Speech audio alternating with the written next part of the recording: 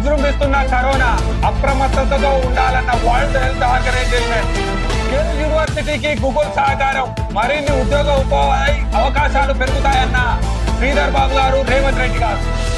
కేటీఆర్ జైలుకెళ్లడం ఖాయం, రేవంత్ రెడ్డి గారిపై నమ్మకం ఉందన్నటువంటి బండి సంజయ్. అర్హులందరికీ రేషన్ కార్డు, ప్రజా ప్రభుత్వంలో ప్రజలే అంతిమ విజయమన్న మంత్రి ఉత్తమ్. తెలంగాణ రాష్ట్రంలో విద్యుత్ వినియోగానికి సరిపడా విద్యుత్ ఉత్పత్తి చేయాలి, ఉప ముఖ్యమంత్రి బట్టి విక్రమార్క. జననాడితో ప్రజలతో మమేకమవుతున్న దుద్దిల్లా శ్రీనుబాబు. సమస్యల పరిష్కారానికే మొగ్గు చూపుతున్నటువంటి శ్రీనుబాబు గారు. రామగిరి లయన్స్ క్లబ్ ఆధ్వర్యంలో చేయూత, మేలు చేశారని పొగర్చిన కుటుంబ సభ్యులు. మిత్రులందరికీ శుభోదయం. Welcome to morning news వైనాల Raju videos. Okay, మళ్ళీ కరోనా కేసులు. 84 దేశాల్లో పెరిగిన బాధితులు, సీజన్తో సంబంధం లేకుండా పెరుగుతున్న కేసులు. కోవిడ్ ప్రమాదం తగ్గిందనుకుంటే తప్పు, దీనిపై పునరాలోచన చేయాలి WHO. ఏదైతే కరోనా సృష్టించిన విలయం, ఏదైతే కరోనా వల్ల ప్రపంచ ఆర్థిక పరిస్థితి మొత్తం తిరోగమనమై ఎక్కడికక్కడ భయభ్రాంతులకు గురి చేసినటువంటి కోవిడ్ వ్యవస్థ ఇంకా బ్రతికే ఉంది. 84 దేశాల్లో కోవిడ్ తీవ్రతకు సంబంధించిన కేసులు ఉత్పన్నమైతా ఉన్నాయి. కోవిడ్ పట్ల అజాగ్రత్తతో ఉండకూడదు. కోవిడ్ మనతోటే ఉంది, కరోనా మనతోటే జీవిస్తుంది. అజాగ్రత్తగా ఉంటే మన ప్రాణాన్ని కబలిస్తుందని చెప్పి ఏదైతే WHO వరల్డ్ హెల్త్ ఆర్గనైజేషన్ మళ్ళీ ఒక ప్రకటన విడుదల చేసింది. దానికి సంబంధించి కరోనా SARS COVID-2 పాజిటివ్ కేసులు పెరిగాయని పలికారు. పారిస్ ఒలింపిక్స్ లో కనీసం 40 మంది అథ్లెట్లు కరోనా లేదా ఇతర శ్వాసకోశ వ్యాధుల బారిన పడ్డారని తెలిపింది. అమెరికా, యూరప్, పశ్చిమ పసిఫిక్ లో కొత్త ఇన్ఫెక్షన్లు నమోదై ప్రస్తుతం ఉన్న దానికంటే 2 నుంచి 20 రెట్లు అధికంగా ఉంటుందని ఆందోళన వ్యక్తం చేస్తున్నారు. వ్యాక్సిన్ తీసుకోవడం వల్ల ప్రమాదాన్ని తగ్గించగలమని డాక్టర్లు సూచిస్తున్నారు. ఏదైతే ప్యారిస్ ఒలింపిక్ లో 40% మందికి సంబంధించి శ్వాసకోశ వ్యాధులు, ఇతర జ్వరాలతోటి బాధపడతా ఉన్నారు. ప్రపంచ అథ్లెట్ గా ఫ్రాన్స్ ఒలింపిక్స్ లో నడుస్తున్నటువంటి దాంట్లో కూడా కోవిడ్ లక్షణాలు విజృంభిస్తా ఉన్నాయి. కాబట్టి మనం ఏదైతే వ్యాక్సిన్ తీసుకోవడం వల్ల మాత్రమే కోవిడ్ ను కంట్రోల్ చేయొచ్చని WHO మరోసారి ఘంటాపథంగా చెప్పడం జరుగుతూ ఉంది. స్కిల్ వర్సిటీకి గూగుల్ సహకారం, ఆర్టిఫిషియల్ ఇంటెలిజెన్స్ సిటీ టెక్నాలజీ సేవలకు సైతం. కాలిఫోర్నియా క్లౌడ్ సెంటర్ లో సీఎం టీమ్ తో సమావేశం. హైదరాబాద్ కు జోయటిస్ కేపబిలిటీస్ సెంటర్, వచ్చే నెల నుంచే యూనిట్ ఫంక్షనింగ్. శాటిలైట్ సెంటర్ పై స్టాన్ఫోర్డ్ యూనివర్సిటీ ఆసక్తి. రేవంత్ రెడ్డి సమక్షంలో కుదిరిన MOUలు. ఇన్ఫ్లుయెన్స్ తో రామ్ చరణ్ తో సీఎం భేటీ. గూగుల్ ప్రతినిధులతో సీఎం రేవంత్ రెడ్డి, మంత్రి శ్రీధర్ బాబు గారు భేటీ అయిన దృశ్యాలను మనం చూడొచ్చు. పెట్టుబడులను ఆకర్షించేందుకు అమెరికాను సందర్శించి ఆ కంపెనీ ప్రతినిధులతో చర్చలు జరిపిన రాష్ట్ర ప్రభుత్వం నిర్మించనున్న AI artificial intelligence city technology సేవలు young India Telangana skill university స్థాపనకు అమెరికా అవసరమైన సహకారాన్ని అందిస్తుందని గూగుల్ ప్రతినిధులను కోరింది. ఇందుకు వారు సానుకూలంగా స్పందించినట్లు ప్రభుత్వం ప్రకటనలో తెలిపింది. వెటర్నరీ హెల్త్ కేర్ సెంటర్ గా అమెరికాకు చెందిన జోయటిస్ కంపెనీ హెల్త్ కేర్ రంగంలో కాలిఫోర్నియాకు చెందిన స్టాన్ఫోర్డ్ యూనివర్సిటీ బయోడిజైన్ విభాగం సైతం హైదరాబాద్ లోని కేపబిలిటీ సెంటర్ విస్తరించేందుకు రాష్ట్ర ప్రభుత్వంతో అవగాహన ఒప్పందాలు కుదుర్చుకున్నట్టుగా ఏదైతే సీఎం రేవంత్ రెడ్డి గారు, అదే విధంగా పరిశ్రమల శాఖ మంత్రి వర్యులు శ్రీధర్ బాబు గారు దానికి సంబంధించిన వివరాలను దిశ పేపర్ మెయిన్ హెడ్లైన్ గా వేయడం జరిగింది. వచ్చే నెల నుంచే జోయటిస్ ఫంక్షనింగ్. ఏదైతే అంతర్జాతీయ స్థాయిలో వెటర్నరీస్ కు సంబంధించిన హెల్త్ కేర్ కంపెనీగా గుర్తు పొందినటువంటి జోయటిస్ వచ్చే నెల నుంచి హైదరాబాద్ లో తన కార్యకలాపాలను విస్తరించేందుకు, తన పెట్టుబడులు పెట్టేందుకు సుముఖంగా ఉన్నట్టు ఏదైతే సీఎం రేవంత్ రెడ్డి గారు, అదే విధంగా పరిశ్రమల శాఖ మంత్రి శ్రీధర్ బాబు గారు చెప్పడం జరిగింది. మోనార్క్ ట్రాక్టర్ మ్యానుఫ్యాక్చరింగ్ యూనిట్ కూడా హైదరాబాద్ లో ఉత్పత్తిని ప్రారంభించేందుకు అమెరికా మోనార్క్ ట్రాక్టర్ అసోసియేషన్ రాష్ట్ర ప్రభుత్వంతో ఒక MOU కుదుర్చుకున్నట్టుగా మనకు తెలుస్తా ఉంది. ఇన్ఫ్లుయెన్సర్ రామ్ చరణ్ తో సీఎం భేటీ కావడం జరిగింది. ఈ విధంగా ఏదైతే తెలంగాణ రాష్ట్రానికి పెట్టుబడులు తీసుకొచ్చి పరిశ్రమలను ఆధునికరంగా చేసి పరిశ్రమ స్థాపనలో ఉద్యోగ ఉపాధి అవకాశాలను కల్పించాలని స్కిల్ యూనివర్సిటీకి బీజం వేసినటువంటి శ్రీధర్ బాబు గారు ఏదైతే ఉమ్మడి పరిశోధనల కేంద్రం నిర్వహించేందుకు ఏకకాలంలో రాష్ట్రంలో స్టాన్ఫోర్డ్ బయోరాడిజైన్ శాటిలైట్ సెంటర్ ను ఏర్పాటు చేసి సాధ్యాసాధ్యాలతో పాటు అకాడమిక్ హెల్త్ కేర్ విభాగాలను అనుసంధానం చేయడం పైన చర్చించారు. రాష్ట్ర ప్రభుత్వానికి తగిన సహకారాన్ని అందిస్తామని యూనివర్సిటీ బయోడిజైన్ విభాగం అధిపతులు doctor Anurag Mairal, doctor Josh Makower ప్రకటించారు. శాటిలైట్ సెంటర్ పై ఆసక్తి కనబరుస్తూ ముఖ్యమంత్రికి లేఖను అందించారు. సీఎం రేవంత్ రెడ్డి మాట్లాడుతూ స్టాన్ఫోర్డ్ లాంటి ప్రఖ్యాత యూనివర్సిటీ తోటి భాగస్వామ్యం పంచుకోవడం తెలంగాణ యువత భవితకు బాటలు వేస్తుందని చెప్పారు. హెల్త్ కేర్ రంగంలో యువతకు నైపుణ్యాల అభివృద్ధిని అందించేందుకు స్టాన్ఫోర్డ్ భాగస్వామ్యాన్ని కోరినట్టు తెలిపారు. స్టాన్ఫోర్డ్ భాగస్వామ్యంతో రాష్ట్రంలో ఏర్పడే young India skills university life sciences యూనివర్సిటీల లక్ష్యం నెరవేరుతుందని మంత్రి శ్రీధర్ బాబు గారు పేర్కొన్నారు. ఏదైతే తెలంగాణ రాష్ట్రంలో పరిశ్రమల స్థాపన, ప్రపంచ మేటి స్థాయి పరిశ్రమలను తెలంగాణ గడ్డ మీదకి తీసుకొచ్చి తెలంగాణ యువతకు ఆధునిక వసతులు కల్పించాలన్న లక్ష్యంతో శ్రీధర్ బాబు గారు, రేవంత్ రెడ్డి గారు ఏదైతే అమెరికా పర్యటన చేసిర్రో దాదాపుగా అమెరికా పర్యటన పూర్తయినట్టుగా మనకు తెలుస్తా ఉంది. రేపు ప్రొద్దున అమెరికా నుంచి ఏదైతే కాలిఫోర్నియా జరుపుకున్నటువంటి అమెరికా నుంచి సౌత్ కొరియా వెళ్ళే కార్యక్రమంలో ఇవాళ అమెరికా నుంచి శ్రీధర్ బాబు గారు, అదేవిధంగా సీఎం ముఖ్యమంత్రి గారు అక్కడ జరిగిన సన్నివేశాలు, ఏ కంపెనీలతోటైతే కుదిరిన ఒప్పందాలకు సంబంధించిన డాటాను ప్రముఖంగా దిశ పేపర్ వేయడం జరిగింది. రేషన్ కార్డులపై సెక్రటేరియట్ లో శనివారం రివ్యూ నిర్వహిస్తున్న మంత్రులు పొంగులేటి, ఉత్తమ్, దామోదర రాజనరసింహ. అర్హులందరికీ రేషన్ కార్డులు. కేబినెట్ సబ్ కమిటీ సమావేశంలో నిర్ణయం. గ్రామాల్లో 1,5,00,000, పట్టణాల్లో 2 లక్షల ఆదాయ పరిమితి, 3.5 ఎకరాల మాగాని లేదంటే 7 ఎకరాల చెలక భూమి. వివిధ ప్రతిపాదనలపై చర్చించిన మంత్రివర్గ ఉపసంఘం విధి విధానాలపై మరింత లోతుగా అధ్యయనం చేయాలని నిర్ణయం. ఎన్సీ సక్సేనా కమిటీ సిఫారసులను స్టడీ చేస్తాం. మంత్రి ఉత్తమ్. ప్రజాప్రతినిధుల నుంచి సలహాలు సూచనలు తీసుకుంటామని వెల్లడి. 10 లక్షల అప్లికేషన్లు. కాంగ్రెస్ అధికారంలోకి వచ్చిన వెంటనే ప్రజాపాలనలో భాగంగా అభయహస్తం కింద 6 గ్యారంటీల అమలుకు అప్లికేషన్లు తీసుకుంది. ఈ క్రమంలో రేషన్ కార్డుల కోసం రాష్ట్ర వ్యాప్తంగా దాదాపుగా 10 లక్షల అప్లికేషన్లు వచ్చాయి. ఇటీవల జరిగిన కేబినెట్ మీటింగ్ లో రేషన్ కార్డులు, ఆరోగ్యశ్రీ కార్డులు వేర్వేరుగా ఇవ్వాలని నిర్ణయం తీసుకున్నారు. దీనిపై స్టడీ చేసేందుకు ప్రభుత్వం కేబినెట్ సబ్ కమిటీని ఏర్పాటు చేసింది. గడిచిన 10 సంవత్సరాల కాలంలో ఒక్కడంటే ఒక్క రేషన్ కార్డు ఇయ్యని కదా బీఆర్ఎస్ సర్కార్ నిర్వాహకం వల్ల తెలంగాణ రాష్ట్రంలో, అప్పటి ఉమ్మడి ఆంధ్రప్రదేశ్ రాష్ట్రంలో పౌర సరఫరాల శాఖ మంత్రిగా శ్రీధర్ బాబు గారు, ముఖ్యమంత్రిగా కిరణ్ కుమార్ రెడ్డి గారు ఉన్నప్పుడు మాత్రమే ఇచ్చినటువంటి రచ్చబంధకు సంబంధించిన రేషన్ కార్డుల ప్రక్రియ ఉండేది. ఆ తర్వాత జరిగిన కాలక్రమంలో తెలంగాణ రాష్ట్రం ఏర్పడిన తర్వాత కూడా చాలా మందికి కొత్తగా పెళ్లిలై జీవనోపాధి పిల్లలు పెరిగి పెద్దవాళ్ళైనా కానీ రేషన్ కార్డు ప్రక్రియ జరగలేదు. ఒక దశలో మొదటి తెలంగాణ రాష్ట్ర ఏర్పాటులో పౌర సరఫరాల శాఖ మంత్రిగా ఉన్నటువంటి ఎవరైతే ఈటెల రాజేందర్ అయినా, తర్వాత ఉన్నటువంటి గంగుల కమలాకర్ అయినా పలు సందర్భాల్లో ప్రజలు అడిగినప్పటికి కూడా, ప్రభుత్వం సిఫారసు చేయాలని చెప్పినప్పటికి కూడా రేషన్ కార్డులు ఇవ్వకపోవడం వల్ల దాదాపుగా తెలంగాణ ప్రజాప్రభుత్వం కాంగ్రెస్ ప్రభుత్వం అధికారంలోకి రావడంతో అప్లికేషన్ వ్యవస్థను పెట్టుకోమని చెప్పడంతో దాదాపుగా 10 నుంచి 12 లక్షల మంది ఏదైతే రేషన్ కార్డు కోసం అప్లికేషన్లు పెట్టుకున్నట్టుగా మనకు లెక్కలు అందుతా ఉన్నాయి. రాజకీయాలకు అతీతంగా ప్రజాప్రతినిధుల నుంచి సలహాలు సూచనలు తీసుకుంటామని రేషన్ కార్డుల జారీపై ఏర్పడిన సబ్ కమిటీ సమావేశం సెక్రటేరియట్ లో ఉత్తమ్ కుమార్ రెడ్డి అధ్యక్షతన జరిగిన ఈ సభలో దామోదర రాజనరసింహ, పొంగులేటి శ్రీనివాస్ రెడ్డి గారితో పాటు ఉన్నతాధికారులు కూడా పాల్గొనడం జరిగింది. దారిద్ర్య రేఖకు దిగువన ఉన్న వాళ్ళందరికీ రేషన్ కార్డులు ఇస్తామని చెప్పి మంత్రి ఉత్తమ్ కుమార్ రెడ్డి చెప్పడం జరుగుతుంది. దాదాపుగా ప్రస్తుతం రాష్ట్రంలో 89.96 లక్షల రేషన్ కార్డులు ఉన్నాయి. మేము అధికారంలోకి వచ్చిన వెంటనే ప్రజాపాలన కింద దరఖాస్తులు తీసుకో 10 లక్షల అప్లికేషన్లు వచ్చాయి. Doctor NC Saxena committee BPL below poverty line కింద కుటుంబాన్ని గుర్తించేందుకు 2010లో కొన్ని రికమెండేషన్స్ ఇచ్చింది. అయితే గ్రామాల్లో వారికి ఉన్న భూములు, వాహనాలు, వ్యవసాయ యంత్రాలతో పాటు ఎంప్లాయీస్ అయితే regular employees, income tax payers వంటి అంశాలను పరిగణలోకి తీసుకోవాలని సిఫారసు చేసింది. ఆ విధి విధానాలపై అధ్యయనం చేశాక ఈ విధానంపై ముందుకెళ్తామని చెప్పి మంత్రి ఉత్తమ్ కుమార్ రెడ్డి చెప్పడం జరిగింది. రేషన్ కార్డు ప్రక్రియను మీరు వీలైనంత తొందరగా నిర్వహించాల్సిందే. రేషన్ కార్డు ప్రక్రియను వీలైనంత తొందరగా నిర్వహిస్తే ఆ హెల్త్ కు సంబంధించి వివిధ అభివృద్ధి కార్యక్రమాలకు సంబంధించి రేషన్ కార్డును ప్రామాణికంగా తీసుకున్న ధర్మిల రేషన్ కార్డు ప్రాముఖ్యత ఎంతో ముఖ్యమైనది తెలంగాణ రాష్ట్ర ప్రజలకు అని గుర్తించడం జరిగింది. వాయునాడ్ ఘటన జరిగి నెల రోజులు జరిగినప్పటికీ కళ్ళు తెరిచిన కేంద్ర ప్రభుత్వం నెల రోజుల తర్వాత, దాదాపుగా 30 రోజుల తర్వాత వాయునాడ్ బాధితులకు అండగా ఉంటాం. ఇది మామూలు విపత్తి కాదు. వేలాది కుటుంబాల కళ్ళను చెదరగొట్టిన ఘోరం ఇది. విపత్తు నష్టాన్ని నేను కళ్ళారా చూశాను. రిలీఫ్ క్యాంపుల్లో బాధితులను కలిసి మాట్లాడిన, హాస్పిటల్లో చికిత్స పొందుతున్న బాధితులను కూడా పరామర్శించాను. కేరళ సీఎం విజయంతో కలిసి ఏరియల్ సర్వే, బాధితులకు పరామర్శ, ఓదార్పు, పునర్నిర్మాణానికి సహాయం చేస్తానని ప్రకటన.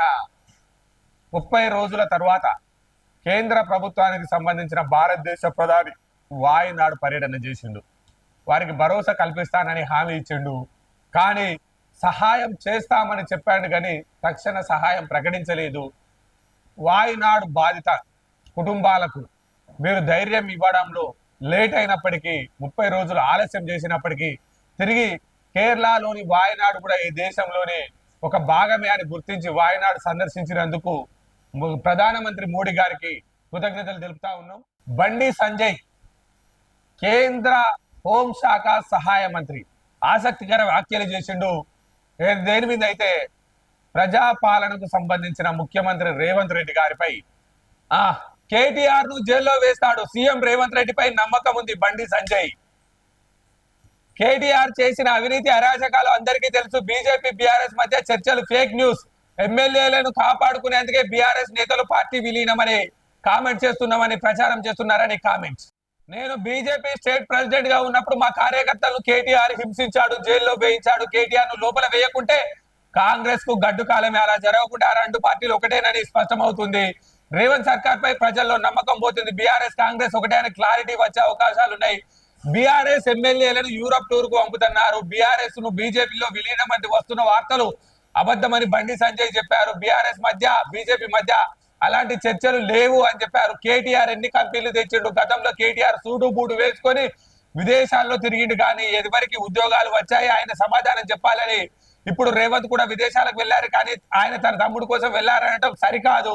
రాజకీయాల్లో విమర్శ చేసేటప్పుడు ఉందాగా ఉండాలని, కాంగ్రెస్ లో లుకలుకలో మొదలైనయని 5 ఏళ్ళు అధికారంలోకి ఉంటారా లేరా అనేది వాళ్ళ ఆలోచన అని చెప్పి చెప్తా ఉన్నాడు. అసదుద్దీన్ ఓవైసీ ఇప్పటి వరకు ఎన్ని వగ్భూములు కాపాడారో సమాధానం చెప్పాలని చెప్పి చెప్తా ఉన్నాడు. ఏదైతే బండి సంజయ్ గారు రేవంత్ రెడ్డి గారి పైన అపారమైన నమ్మకంతో కేటీఆర్ నేను స్టేట్ బీజేపీ ప్రెసిడెంట్ గా ఉన్నప్పుడు మా కార్యకర్తలు హింసించండు, నన్ను కూడా లోపలేసే ప్రయత్నం చేసిండు, కానీ రేవంత్ రెడ్డి గారిపై మాకు నమ్మకం ఉంది. రేవంత్ రెడ్డి గారు కేటీఆర్ చేసిన ప్రతి తప్పును లెక్కదీసి వెతికిదీసి బొక్కలో వేస్తాడు అని కేంద్ర హోంశాఖ సహాయ మంత్రి బండి సంజయ్ కి రేవంత్ రెడ్డి గారిపై ప్రశంసలు కురిపిస్తా ఉన్నాడు. రేవంత్ రెడ్డి గారు శ్రీధర్ బాబు గారు ఏదైతే విదేశీ టూర్ లో దాదాపుగా సక్సెస్ అయ్యారని, కేటీఆర్ గతంలో సూటు బూటు వేసుకొని పోయి తెలంగాణ రాష్ట్రానికి తెచ్చిందేమీ లేదని, కానీ ఈ రోజు శ్రీధర్ బాబు గారు రేవంత్ రెడ్డి గారి నాయకత్వంలో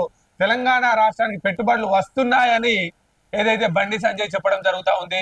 స్థానిక సంస్థల్లో బీజేపీ కాంగ్రెస్ మధ్య పోటీ ఉంటుందని సంజయ్ ఆరోపించారు. నిజాయితీగా పనిచేసిన ఐఏఎస్ ఐపీఎస్ లకు అధికారులకు గతంలో పోస్టింగ్ ఇవ్వలేదని, బీఆర్ఎస్ లో కొమ్ము కోసిన వారికి ఇచ్చిరని, కానీ ఇప్పుడు కాంగ్రెస్ ప్రభుత్వంలో ఆ పరిస్థితి కొద్దిగా మారిందని, ఒక లీడర్ ను పెట్టిందని ఆరోపించారు. అతి తక్కువ సమయంలో కాంగ్రెస్ ప్రభుత్వం ప్రజా సర్కార్ వ్యతిరేకతను మూట కట్టుకుంటుందని మళ్ళీ మరోమారు విమర్శ చేయడం జరుగుతూ ఉంది. బండి సంజయ్ గారు బీఆర్ఎస్ తో పోలిస్తే కాంగ్రెస్ పార్టీ బెటర్ అని చెప్తూనే ఇంకా కొద్దిగా బెటర్ క్వాలిటీస్ తో పని చేయాలని చెప్పడం జరుగుతూ ఉంది. తెలంగాణ రాష్ట్ర ఉప ముఖ్యమంత్రి బట్టి విక్రమార్క గారు రాష్ట్ర ఆర్థిక శాఖ మంత్రిగా ఉన్నటువంటి విద్యుత్ ఏదైతే ఈ రాష్ట్రంలో రానున్న రోజుల్లో విద్యుత్ వినియోగం పెరగనుందని, దానికి అనుసంధానంగా థర్మల్ హైడర్ ప్రాజెక్టుల్లో ఏదైతే విద్యుత్ కు సంబంధించిన వ్యవస్థ ఉందో ఇంకా విద్యుత్ను ఎక్కువ స్థాయిలో ఉత్పత్తి చేయాలని, సామర్థ్యానికి తగినట్టుగా ఉత్పత్తి నిల్వలు పెరగాలని, రాష్ట్రంలో కను రెప్పపాటు కూడా విద్యుత్ సంక్షోభం ఉండకూడదని రాష్ట్రానికి సంబంధించిన థర్మల్ హైడల్ విద్యుత్ ఉత్పత్తిపై ప్రజాభవన్లో ఆయా శాఖల సీఈఓలతోటి సమీక్షిస్తున్న డిప్యూటీ సీఎం బట్టి విక్రమార్క గారు జల విద్యుత్ కేంద్రాల్లో ఉత్పత్తిని పెంచాలి, ప్రాజెక్ట్ నుంచి ఎక్కువ కరెంట్ ను జనరేట్ చేయాలి, థర్మల్ ప్లాంట్ లో బొంగు నిల్వలు సిద్ధం చేసుకోవాలి, టార్గెట్ సాధించేందుకు ప్లాన్ చేసుకోవాలి, థర్మల్ ప్లాంట్లలో సరిపడా బొగ్గు నిల్వలు ఉంచుకోవాలి, భారీ నష్టం జరిగే వరకు నిర్లక్ష్యం చేయొద్దని సూచన. గతంలో సకాలంలో అధికారులు ప్రభుత్వం నిర్ణయం తీసుకోకపోవడం వల్ల శ్రీశైలం, జూరాల వంటి ఐడల్ ప్రాజెక్టుల్లో సాంకేతిక సమస్యలు తలెత్తి భారీ నష్టాన్ని ఈ సందర్భంగా ఆయన గుర్తు చేశారు. ఇప్పుడు అలాంటి పరిస్థితి రావద్దని హెచ్చరించారు. వారానికి ఒకసారి జనరేటర్ల ప్లాంట్ పరిస్థితిని పర్యవేక్షించడంతో పాటు కరెంట్ ఉత్పత్తికి సంబంధించిన రిపోర్టులు తనకు పంపాలని హైడల్ ప్రాజెక్టులకు సంబంధించిన డిప్యూటీ సీఎం ఆదేశం చేశారు.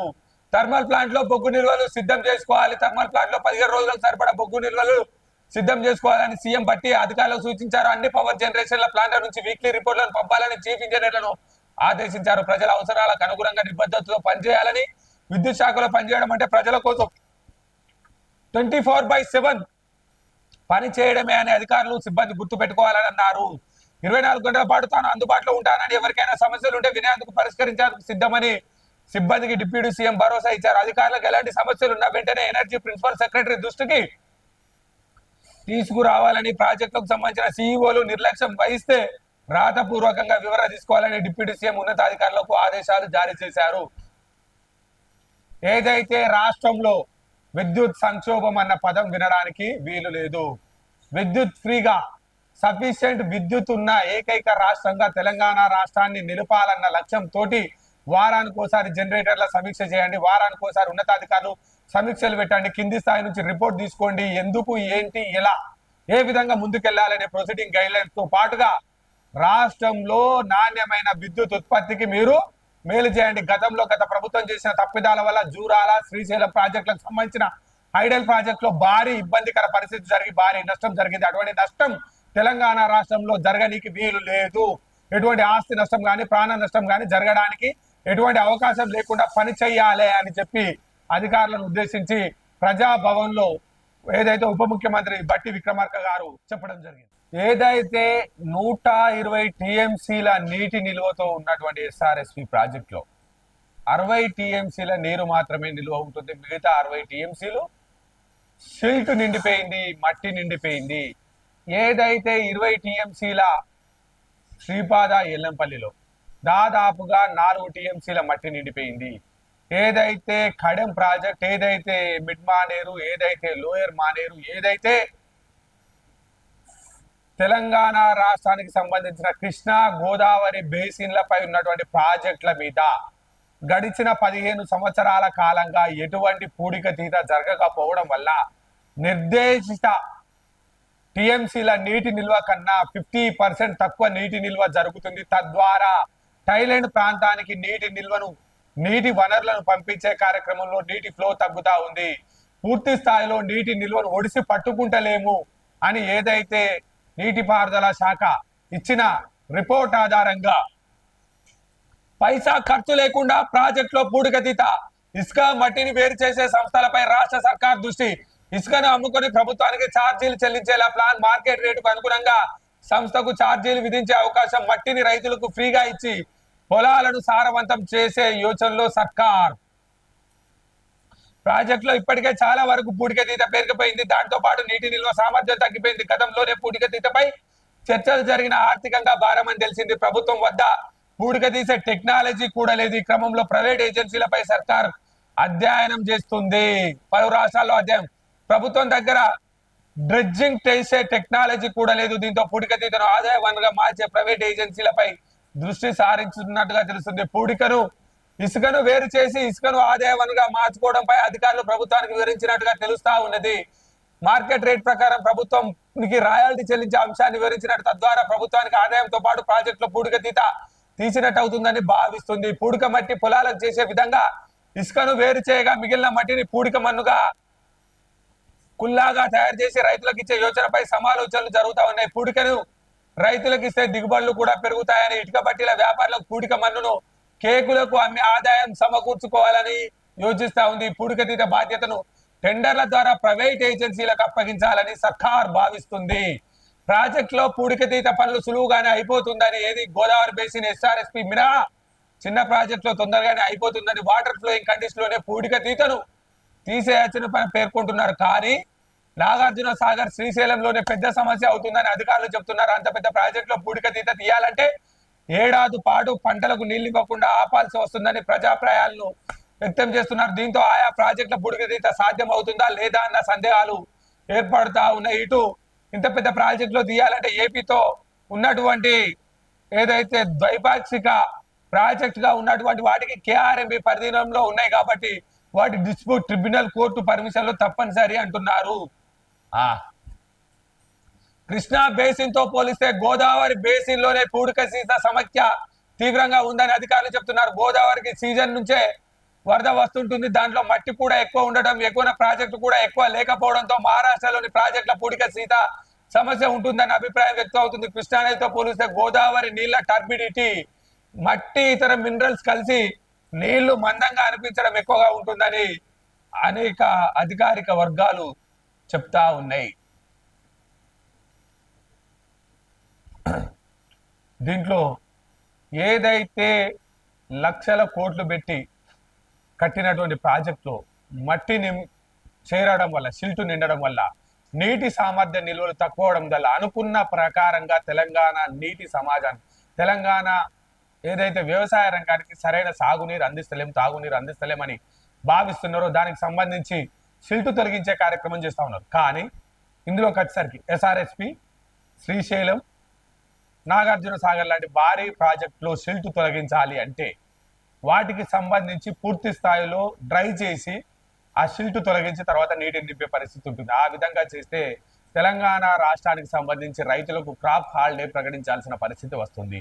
ఇక రెండో అంశం, కృష్ణా బేసిన్లో సిల్టు నిల్వలు తక్కువగా ఉన్నాయి, కానీ గోదావరి బేసిన్కి వచ్చేసరికి సిల్ట్ ఎక్కువగా ఉంది అని అంటున్నారు. ఎందుకు అంటే నీటి లావణ్యత ప్రకారం, నీటి లవణ్యత ప్రకారం కృష్ణా బేసిన్ కు సంబంధించిన నీరు పలచగా ఉంటుంది, తాగడానికి అనువుగా ఉంటుంది. కానీ గోదావరి బేసిన్ కు సంబంధించి ఏదైతే నీరు ప్రవహిస్తుందో ఆ నీరు మందంగా, మురికిగా కొడుతూ ఉంది. కారణం ఏంటంటే మహారాష్ట్ర ఎగువ ప్రాంతాల్లో కూడా సిల్ట్ నిల్వలు పేరుకపోవడం వల్ల మట్టి, మినరల్స్ ఇతర వాటర్ తో కలిసి వరద ఫ్లో ఎక్కువగా ఉండడం వల్ల బురదమయంగా నీరు వస్తుంది. దీంట్లో సిల్ట్ నిల్వలు అధికంగా పేరుకపోయినాయి, వీటి ప్రభావం ఎక్కువగా ఉంటుందని అధికారులు చెప్తా ఉన్నారు. ఒకవేళ నిజంగానే సిల్టు తీసే క్రమాన్ని కూడా ఆదాయ వనరుగా ఉపయోగించుకోవాలంటే దీంట్లో ఒక చిన్న సబ్జెక్ట్ ఉంది, ఇందులో కూడా ఇచ్చిర్రు, ఏదైతే ఇటుక బట్టీలకు సంబంధించిందని. దాదాపుగా కమాన్పూర్ మండలానికి సంబంధించి గుండారం 2 TMC రిజర్వాయర్ ఉంది. దాని నీటి లభ్యత వనరులు 0.8.9 అంటే 0.90 క్యూబిక్ TMCల వాటర్ నిలుపుకోవచ్చు. అంటే ఒక TMC కన్నా కొద్దిగా తక్కువ. అయితే అందులో సిల్ట్ పేరుకపోయింది. దాని లభ్యత ఇప్పుడు 0.6 వరకే ఉంది. అంటే 0.3 TMCల సిల్ట్ ఉన్నది.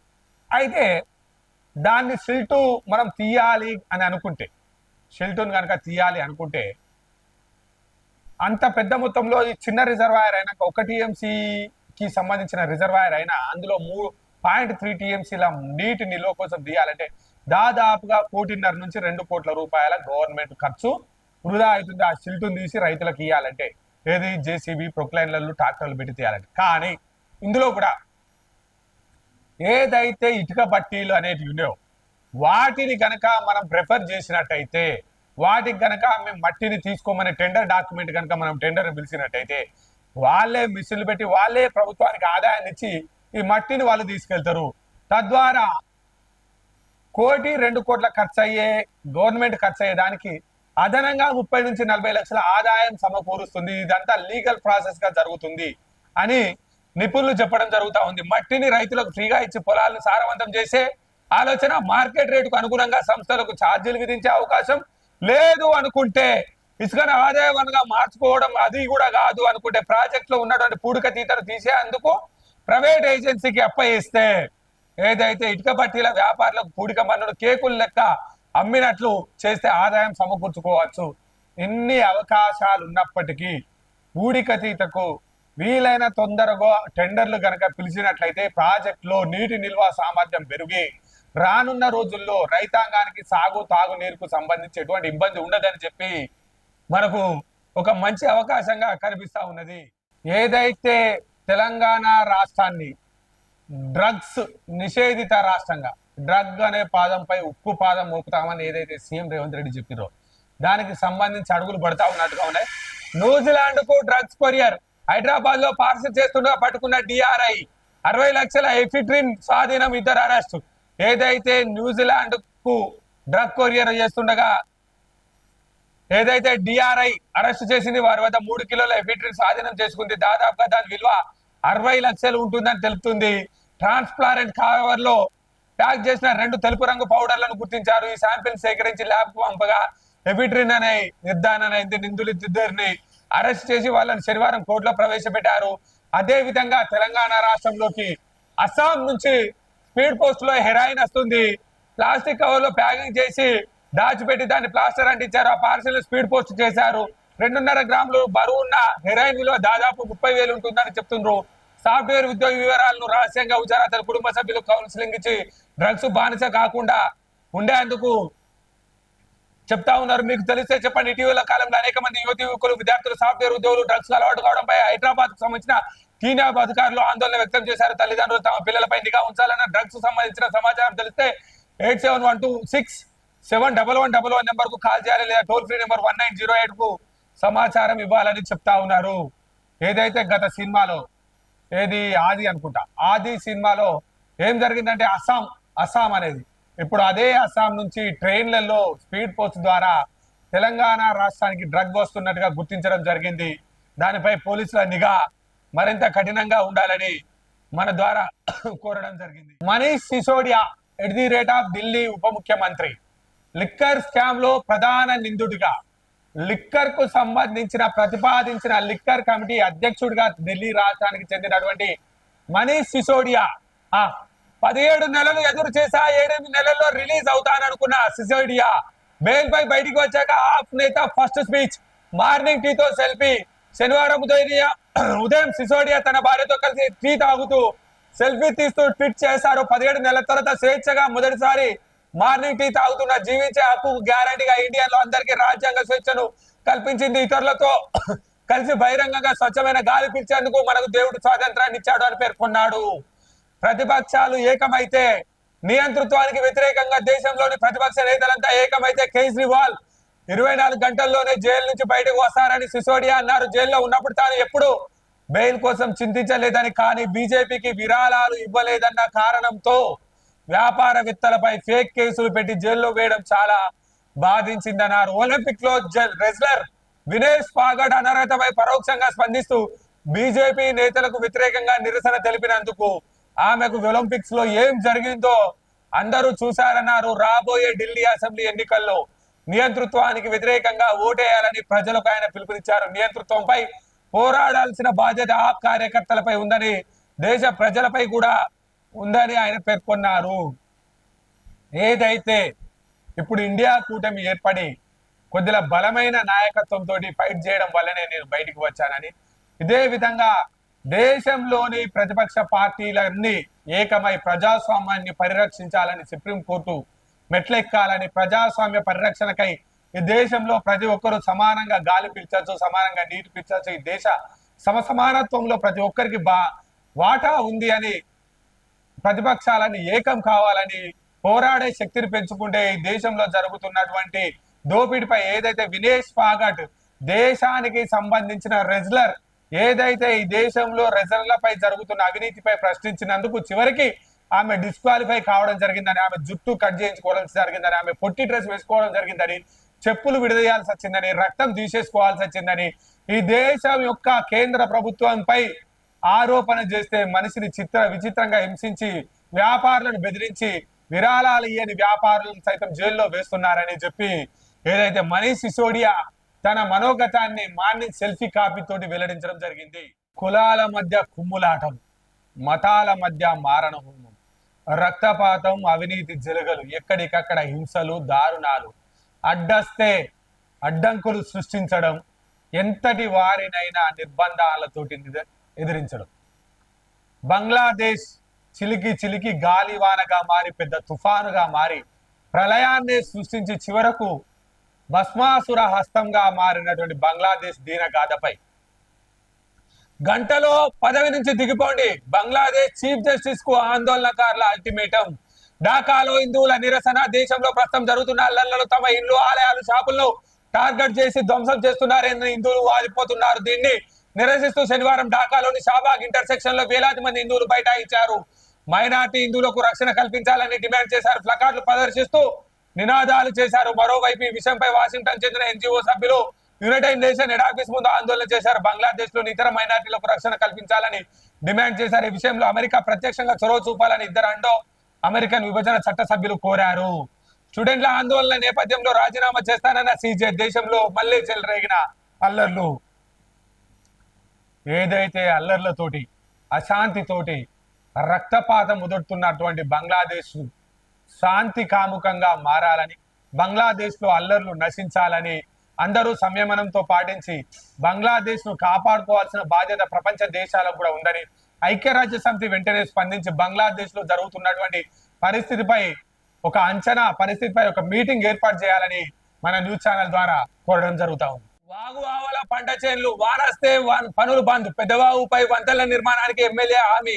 ఏదైతే చెన్నూరుకు సంబంధించి మంచిర్యాలకు సంబంధించిన మందమారి మండలంలోని చిన్నవాగు పెద్దవాగుకు సంబంధించి చిన్నవాగుకే పొంగి పొర్లుతుండడంతో పంట పొలాలకు వెళ్ళలేని దుస్థితిలో అందుకులపేట పులిమడుగు రైతులు కూలీలు 10 ఏళ్లు పాలించిన పట్టించుకొని బీఆర్ఎస్ సర్కార్ కల్వర్టుల కోసం ఎమ్మెల్యే వివేక్ వెంకటస్వామికి వినతి మంత్రి సీతక్క దృష్టికి తీసుకెళ్లి సమస్య పరిష్కరిస్తామని ఎమ్మెల్యే హామీతో ఆ గ్రామస్తుల ఆశలు 7 ఏళ్ల క్రితమే కూలిన వంతత వ్యవసాయ పనులుండవు కైకిలికి కష్టం బీఆర్ఎస్ పాలకులు పట్టించుకోలేదు ఇటీవల అందుకులపేట పులిమడుగు గ్రామాలను సందర్శించిన వివేక్ వెంకటస్వామి తోటి ఆ గ్రామస్తులు మాట్లాడారు పెదవాగుపై వంతెన నిర్మాణానికి కూర్చేస్తా గత బీఆర్ఎస్ పాలకులు ఎన్నికల ఓట్ల లబ్ధి కోసం రాష్ట్ర ఖజానా ఖాళీగా ఉన్నప్పటికీ కల్వర్ల నిర్మాణానికి ఫండ్ శాంక్షన్ చేయించారు ఫండ్స్ రీశాంక్షన్ చేయించాల్సిన అవసరం ఉందని కల్వర్టుల నిర్మాణానికి చేయాలని చెప్పి వివేక్ వెంకటస్వామి గారు వారు కోరడంతో రైతులకు హామీ ఇచ్చారు మంత్రి ఇన్ఛార్జి మంత్రిగా ఉన్నటువంటి సీతక్క దృష్టికి ఈ విషయాన్ని తీసుకెళ్లి పెద్ద సంఖ్యలో ఫండ్స్ తీసుకొచ్చి